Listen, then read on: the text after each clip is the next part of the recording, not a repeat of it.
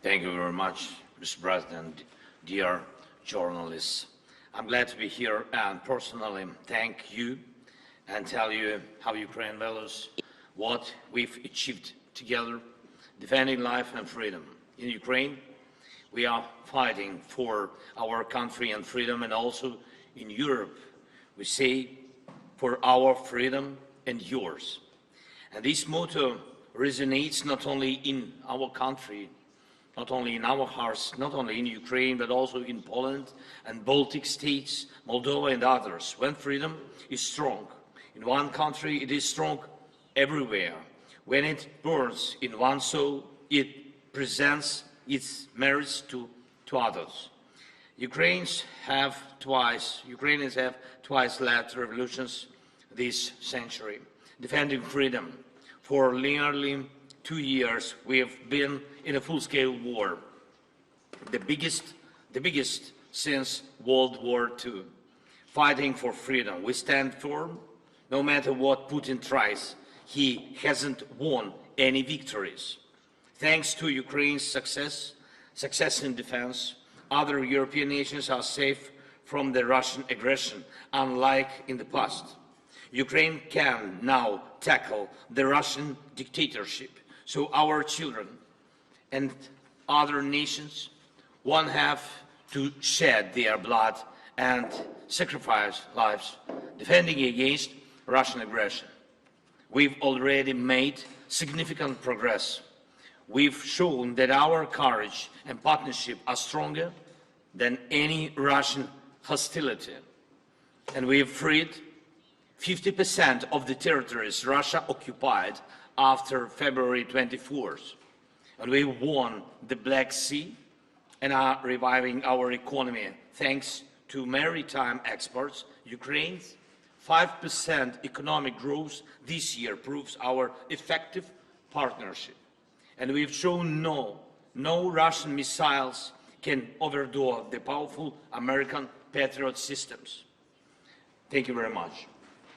And even during war, we are reforming our country and strengthening our institutions. Today, President Biden and I discussed how to increase our strength for next year. First, air defense and destroying Russian logistics on Ukraine's land. Mr. President, thank you very much for your supporting us.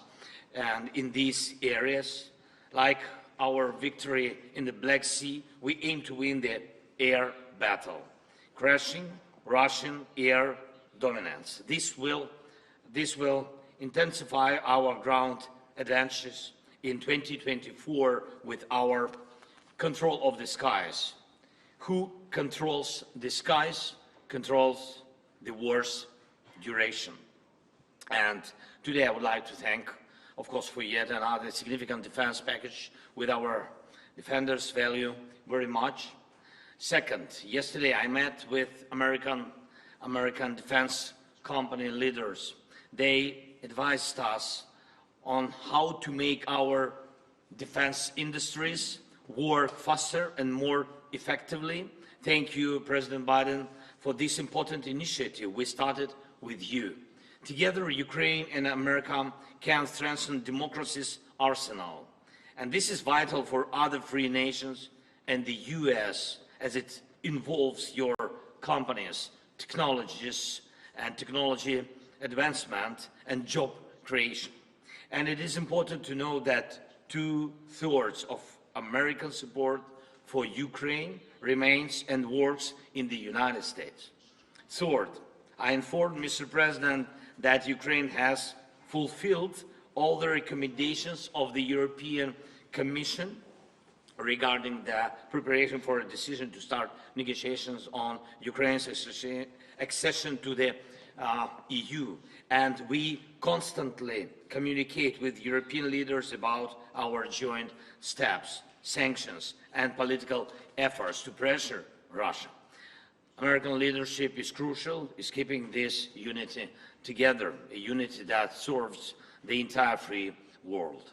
And I thank America for new sanctions. And today we discussed Putin's further isolation and making him pay for his aggression. It's very important that by the end of this year, we can send a very strong signal of our unity to the aggressor and the unity of Ukraine, America, Europe, the entire free world. Everything we talked about today will help us in the year 2024. Today's discussions in the White House and in Congress, across both parties and both chambers, with a speaker, were very productive, and I thank you for the bipartisan support. As we approach Christmas, on behalf of all our Ukrainian families separated by war and all sons and daughters on the front, Ukraine's greatest wish is to near this war's victorious end. No one but Putin wants a prolonged war. We dream of a Christmas in the peacetime, of course, and we are working to turn our battlefield success into peace. And we are heading there together with you, and thanks, of course, to your support. Thank you very much, Mr. President. Thank you, America. Slava Ukraini.